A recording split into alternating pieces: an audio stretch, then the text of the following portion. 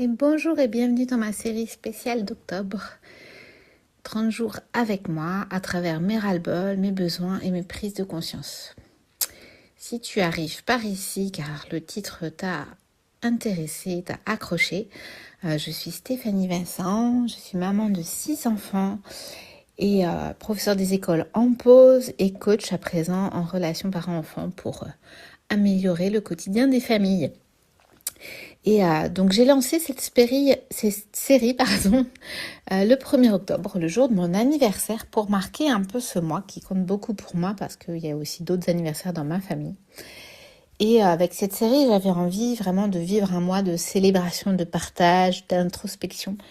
Voilà, parce que j'ai du mal à fêter les choses, à les célébrer. Donc voilà, je t'invite dans cet espace un peu plus intime. Donc un lieu pour me connaître, se connaître, réfléchir ensemble, respirer un peu, parce que quand on prend le temps d'écouter, voilà, ça fait comme une respiration, écouter nos besoins et puis aussi se célébrer aussi, parce que si ça fait écho en vous, peut-être que vous arriverez à vous célébrer aussi. Voilà, parce que voilà, se connaître, pour mieux se connaître en fait, il faut prendre du temps pour soi. Et je suis persuadée que c'est aussi un cadeau pour nos enfants. Allez, c'est parti pour ce 10e jour du mois d'octobre.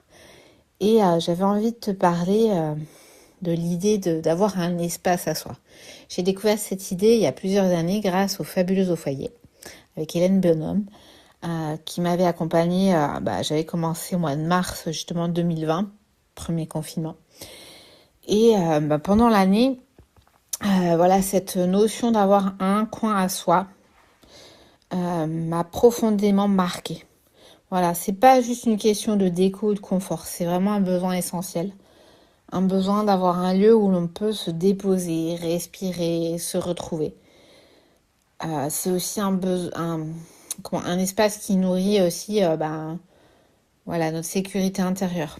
Parce que on sait, on va s'asseoir à un endroit qu'on a défini, qu'on a mis en place, qu'on a toujours les mêmes repères, la même lumière, les mêmes objets, voilà, une petite lampe, un fauteuil, une petite déco, et en fait le corps se détend. Et c'est vraiment un espace, où à soi, de manière concrète. C'est vraiment une manière concrète de se dire, je prends ma place, j'existe. J'en avais parlé, voilà, de prendre sa place dès le début de cette série.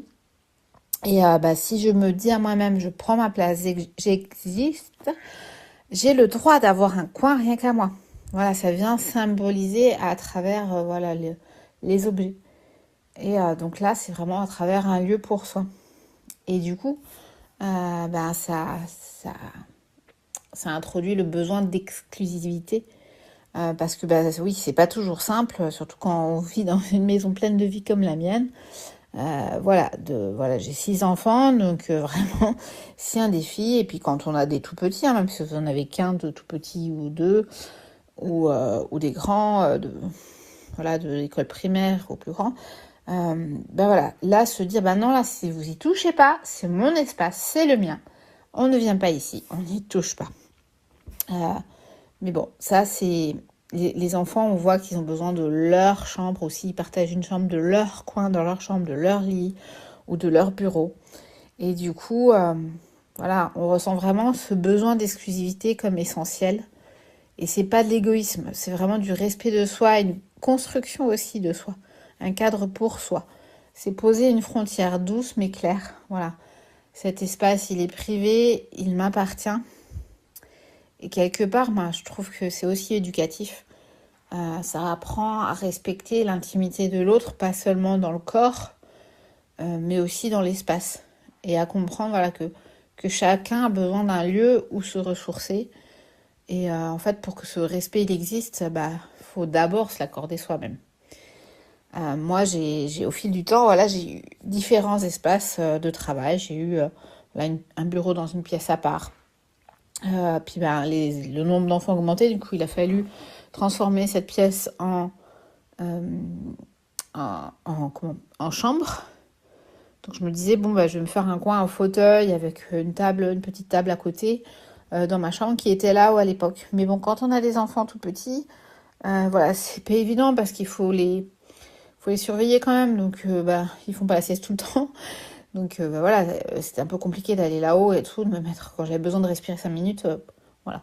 J'ai essayé dans des espaces communs, du coup, dans le salon ou dans l'entrée, enfin, de la cuisine, qui est une partie, c'est l'entrée.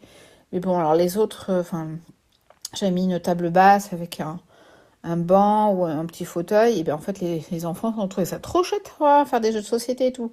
Mais genre, je sais pas, c'était trop mignon. J'ai pas osé leur dire non, c'est que mon espace. Je leur ai dit, mais non, quand je m'installe, c'est mon espace, vous touchez pas. Mais quand j'y suis pas, voilà, je demande juste à ce que vous enleviez votre jeu après.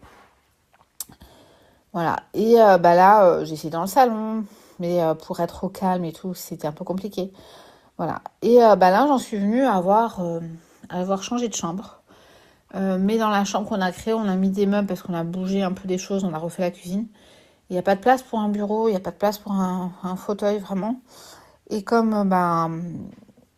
depuis depuis 1 an et demi, j'ai commencé voilà ce chemin d'être coach. J'ai besoin d'un bureau quand même de temps en temps. Je travaille aussi sur mon ordi en surveillant les enfants, mais il y a des moments où il faut que je sois seule. Donc j'ai un besoin de calme voilà. Du coup, je mettais une table dans un coin de ma chambre, mais si on pouvait plus, c'est une véranda, on pouvait plus passer, vraiment ouvrir bien grand la porte. Alors ça gênait mon mari, donc on va dire que c'est une table qui bouge maintenant. Voilà. Voilà, mais maintenant j'ai besoin en fait à la fois de ce calme dans ma chambre. Je sais, je peux la fermer, les enfants ont compris, voilà, que quand je suis dans ma chambre, voilà, on me laisse. Quand je fais des tâches légères sur mon ordinateur qui me demande pas beaucoup de concentration, je sais que je peux être au milieu du salon, au milieu du passage. Mais quand j'ai besoin d'être dans la réflexion, d'être dans le repos, dans la création, de concentration plus profonde, là j'ai vraiment un besoin de silence, d'un lieu fermé, qu'on va pas m'interrompre, et puis un espace stable. Et là, voilà, c'est là qu'intervient un peu le besoin de sécurité intérieure. J'ai besoin que ça arrête de cette table qui bouge. J'ai besoin d'un environnement prévisible, tranquille, où voilà, je sais que je ne vais pas être dérangée, qui me permet d'être vraiment focus, où j'ai toutes mes affaires là pour travailler. Alors bon, pour l'instant, sur cette table que je mets en place, je mets mon ordi, ma bouteille, euh, des mouchoirs, mes carnets, mes stylos, des feuilles blanches en plus, des crayons de couleur parce que je suis très visuelle. Voilà. Mais j'aimerais que ce soit déjà en place en fait. Comme voilà, c'est vraiment un besoin de sécurité, c'est déjà en place. Là, je le ressens même dans le corps en fait. Je le ressens très fort en ce moment. Et comme je débute une nouvelle formation, la première journée de formation c'est demain et dimanche, sur des week-ends et puis une semaine pendant les vacances, sur 21 jours. Et ça va me demander vraiment de m'installer dans cette position, de m'installer dans ce bureau. Et voilà, donc comme je vous ai dit, il y a des meubles en trop, donc il faudrait que je déplace et que ça me fait déplacer. Voilà, je vous ai dit que ma maison est encombrée, donc il faut que je déplace des choses ailleurs. Mais je vais y arriver. Voilà, j'ai trouvé finalement, j'ai décrypté tous les besoins derrière, j'ai décrypté le sens. J'ai prévu aussi où allaient aller mes meubles et comment j'allais déplacer les choses parce que j'ai attribué un sens aux autres espaces. Et voilà, cet espace dans ma chambre, c'est aussi, c'est calme, mais c'est aussi voilà, une porte que je peux fermer. Bien sûr, mes enfants du coup sont surveillés par mon mari ou par la femme de ménage, ou à l'école et chez la nounou.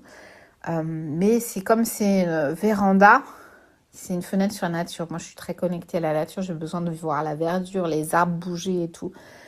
Et voilà, et c'est un lieu où les enfants ils ont compris, ils vont pas venir me déranger toutes les 5 minutes, puis il n'y aura pas le bruit de leurs activités, ou du moins il sera atténué. Voilà, c'est vraiment un lieu pour m'ancrer, réfléchir, créer. Et comme je vous ai parlé de la nature, il y a aussi le besoin du coup d'inspiration. Voilà, j'ai remarqué que j'ai besoin que mon espace soit beau, pas forcément parfait, mais inspirant. Voilà, la nature que je vois par la fenêtre, la lumière du jour qui me fait beaucoup de bien, voilà, des couleurs, dans les crayons de couleurs, dans le vert dehors des arbres, du mouvement, le vent, tout ça, la vie.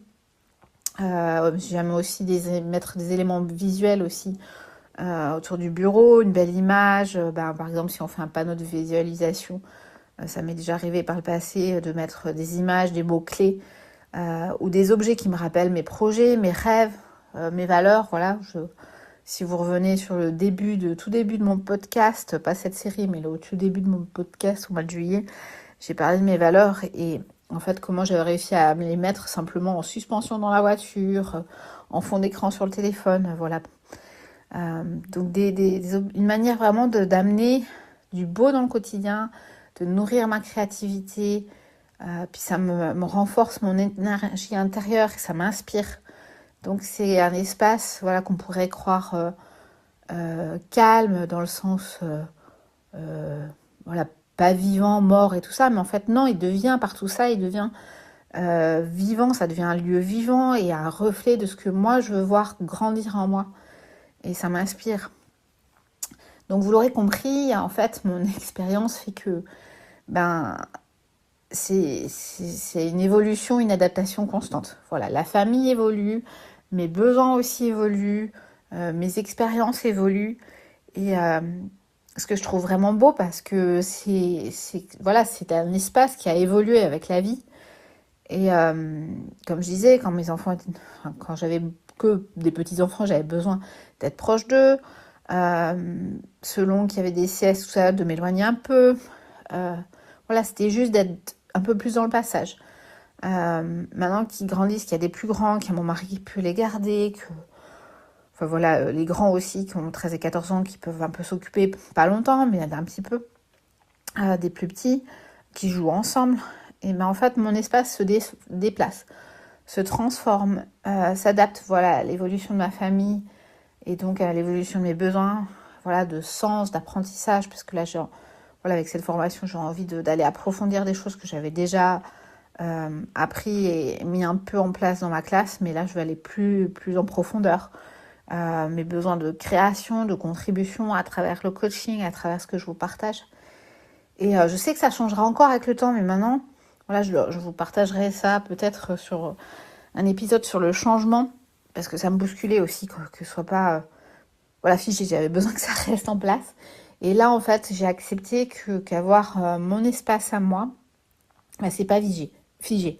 C'est vraiment une danse entre moi et la vie, entre l'intérieur et l'extérieur, l'intérieur de moi, l'extérieur de moi. Et voilà, créer mon espace à moi, c'est créer des conditions pour être pleinement présente à moi, à ce que je vis, à ce que je veux faire émerger. En prendre soin, c'est prendre soin de ma présence. Et c'est aussi offrir à mon esprit un cadre de sécurité. Voilà, pour qu'il puisse s'épanouir, qu'il puisse s'autoriser des choses, de créer librement, qu'il puisse se décharger de la charge mentale et se concentrer. J'ai parlé dans un des épisodes de cette série d'avoir trop de choses dans la charge mentale. Et bien voilà, là ça me permet vraiment d'être focus. Donc voilà, si ça te parle, n'hésite pas sur mon Insta. J'ai eu des retours voilà, de personnes qui écoutaient. Ça me fait trop plaisir. Et si ça fait écho en toi, si tu apprécies, viens juste me faire un petit message privé. Ça me touchera. Ou par email aussi. N'hésite pas, même un petit vocal sur Insta, comme ça, je partage pas, c'est privé entre nous, mais ça me donne beaucoup de plaisir et puis ça m'encourage à continuer. Voilà, je te laisse et à demain pour un autre épisode.